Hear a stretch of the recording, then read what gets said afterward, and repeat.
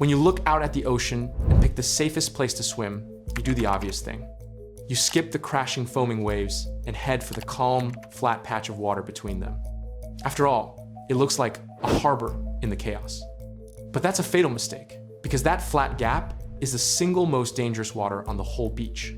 What you're looking at is a rip current, a channel pulling water out to sea at up to 8 miles per hour, faster than an Olympic swimmer at full sprint. Rip currents kill more than 100 people a year on American beaches, and they account for over 80% of every rescue lifeguards make. That makes them, by a wide margin, the deadliest hazard in the water. They're more deadly than sharks, storms, and everything else combined. So what exactly makes the calmest looking water the deadliest? And what's the one mistake that nearly every victim makes? And if you're unfortunate enough to get stuck in one, what should you do to guarantee you'll make it out alive? Let's find out. A rip current is a narrow river of water flowing away from the beach, out through the surf, and past the breaking waves. It can be a few feet across or a few hundred yards wide, and it forms at any beach where waves break, every ocean coast in the country, and even the Great Lakes. To understand why it forms, picture what waves are constantly doing, pushing water up onto the shore. All that water piles up in the shallows and has to drain back out somewhere. It takes the path of least resistance, which is usually a gap or a low spot in the sandbar. The water funnels into that gap, turns, and shoots seaward in a concentrated jet. That jet is the rip. Over the shallow sandbar, the waves break hard and kick up all that white churning foam. But in the gap, the water is deeper, so the waves don't break there. They roll straight through. That's why the rip looks calm. The flat, dark, peaceful-looking lane between the breakers isn't a gap in the danger. It's the drain. The absence of breaking waves is the clearest sign that a deep channel is actively pulling water out to sea, right at the spot a tired parent would point their kids toward. But to understand why that channel forms, you have to understand what waves do to the water level along the beach. Because a rip current is, at its core, water flowing downhill. When a wave breaks, it shoves water shoreward, and that water stacks up against the beach, raising the local sea level ever so slightly. Scientists call this wave setup, and it adds up to roughly 1/10 of the height of the breaking wave. So a 6-foot wave breaking on a sandbar piles the water about 7 inches higher than the surrounding sea. And 7 inches doesn't sound like much. But across a whole stretch of coastline, it's an enormous reservoir of water under pressure, all of it looking for a way back out. Now picture 2 shallow sandbars with a deeper gap between them. Over the sandbars, the waves break and pile the water high. But over the gap, the waves don't break, so the water there sits lower. You've created a pressure imbalance, and water always flows from high to low. It runs sideways along the beach toward the gap in currents called feeders, then meets in the middle and turns hard for open ocean. That turning jet is the neck of the rip, and it's where the speed is. Under ordinary conditions, it runs 1 to 2 feet per second. But when the surf picks up, it can pulse to 8 feet per second, or roughly 5.5 miles an hour. And that doesn't sound fast until you try to swim against it. The fastest humans on Earth, Olympic sprint freestylers, top out around 5 miles an hour over a short pool length, and they can't hold even that for more than a minute. The best way to picture the whole system is a treadmill. Step on, and it carries you backward no matter how hard you run. Fight it head on, and you sprint in place, burning everything you have while the shoreline stays exactly where it is. But a rip current doesn't kill people by dragging them under. The current is horizontal, a conveyor belt moving you out, not down. What actually claims lives is how people react. The moment a swimmer realizes they're being carried away from shore, panic takes over, and panic gives one instruction: swim back to safety. But that's the worst possible choice. Because a rip can move faster than a person can swim, the swimmer stays locked in place relative to the shore while burning energy at maximum effort. Within minutes, that produces extreme exhaustion. The muscles flood with lactic acid, coordination falls apart, and the swimmer can no longer keep their own face above the water. That's when even a strong, healthy person slips under. And how fit you are barely changes the outcome. In July 2015, a family was swimming at Surfside Beach on Nantucket when 16-year-old Erin Johns was swept into a deep channel while holding a GoPro on a selfie stick. Her father, Derek Johns, was a former Marine who'd served multiple combat tours and was about as conditioned as a person gets. He swam out, grabbed the selfie stick, and hauled his daughter close enough for bystanders to pull her in. But fighting the current head-on drained him. When lifeguards finally dragged Derek onto the sand, he was unresponsive. His blood oxygen measured at just 14%, a level of oxygen starvation that's just seconds away from cardiac arrest. He barely survived, and he later said nothing in the Marines had ever produced that kind of fatigue or fear.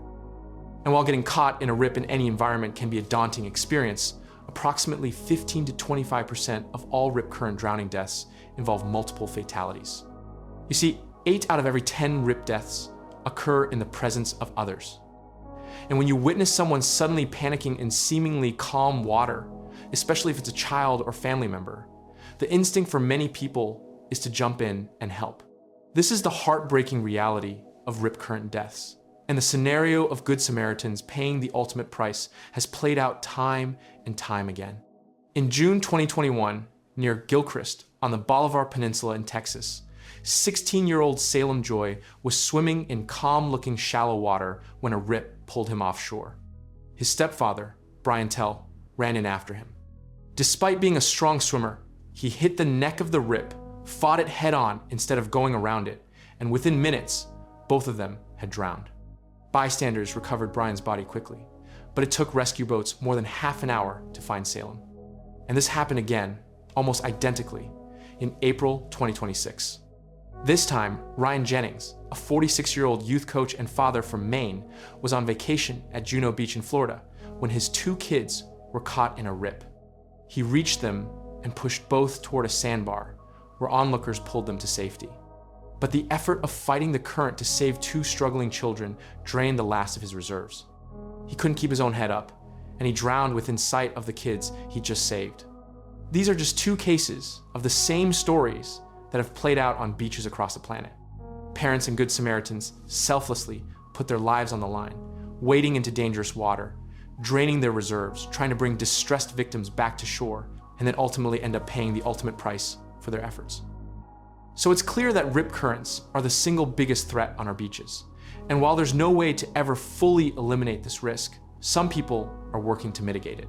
In 2021, NOAA launched the first national rip current forecast, a model built by scientist Greg Dusek that predicts the hourly odds of dangerous rips up to 6 days out, the way a weather app predicts rain. The system now covers every US coast, and to enhance it, a webcam network called WebCUS streams footage from beaches up and down the coastline. Machine learning systems are even being trained to spot the shifting, edgeless shape of a rip in real time. But a forecast can only do so much. And even with innovations like this, there are 2 glaring holes in the prevention of rip current fatalities. The first is coverage on the sand. In Florida, the state with the most rip deaths in the country, just 15% of public beaches are manned by lifeguard patrols. The second is the behavior of some visitors that no amount of warning systems can change. In June 2023, the Florida Panhandle flew double red flags, which is the universal signal that the water is closed, and the single strongest warning a beach can issue. Yet countless people still proceeded to enter the water, and over a 9-day period, 10 people drowned, 7 of them at Panama City Beach alone. On one Saturday, 3 out-of-state tourists drowned behind 3 different resorts on the same day, while lifeguards pulled 39 more people out of water that was officially closed. In all these situations, the forecast was correctly predicted, the flags were placed to warn visitors, yet people still went in regardless. The tragic reality is that a significant number of rip current fatalities could have been prevented if people simply applied common sense and followed the warnings. So, heeding warnings and monitoring forecasts is an important measure in preventing situations from occurring in the first place, but there are other decisions you can make before entering the water that significantly reduce the chances of anything happening to you or your loved ones.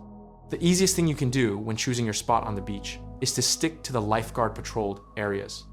The US Life-Saving Association puts the odds of drowning on a beach guarded by their lifeguards at roughly 1 in 18 million. Against a hazard that kills more than 100 people a year, that single choice is the most powerful safety net available. But you shouldn't just rely on lifeguards alone. And before you get in anywhere, read the water from up high, either from the parking lot, a dune, or any raised spot, and watch it for a few minutes. You're looking for the rip signatures, a narrow lane of darker, calmer water cutting through the breakers. Keep an eye out for a gap in the line of breaking waves, a streak of foam, sand, or seaweed moving steadily out to sea. But even with the best intentions, it's entirely possible you can be caught off guard and find yourself being sucked into a rip. When that happens, everything in your body will scream to swim straight for shore. Don't. That is the single biggest mistake that almost every victim makes. The survival message from the life-saving services is 3 words: flip, float, and follow. Once you recognize that you're stuck, you should flip onto your back. Once there, you should float to keep your airway clear and let your breathing settle. Most rips are narrow and won't carry you far, and floating consumes little to no energy, especially in salt water. After this, you just need to follow the path out. Wait for the current to release you, or swim parallel to the beach until you're clear of the pull, and only then angle back to shore. Remember, the current is a treadmill, and you don't beat a treadmill by sprinting. You just need to step off the side. And if it's someone else in trouble, as difficult as it can be, you need to fight the urge to go in after them. First, you should call 911 or get a lifeguard. After that, you should throw something that floats, like a cooler, boogie board, or a life ring. Almost every rip current that claims multiple lives does so because the rescuer went in with nothing but their own arms. Instead, after throwing a float, you should guide them from the shore on the steps we just covered about floating, not fighting. Rip currents are the deadliest thing in the water precisely because they don't look like it. The calmest, flattest, most inviting patch of ocean is the channel pulling hardest for open sea. Learn to read it from the shore, the dark lane through the breakers, the gap in the waves, the line of debris drifting out. If it has you, flip onto your back, float until the panic passes, and follow the water out rather than fighting it home. And if it's someone else, throw them something that floats instead of becoming the next person it pulls under. Everything you need to survive a rip is simple, and it starts with treating the calmest water on the beach with the most respect. All right? I hope you got some valuable information from this video. If you did, then I'd appreciate it if you could give it a like and share so we can save as many lives as possible this summer. Here, we talked about the biggest danger on American beaches.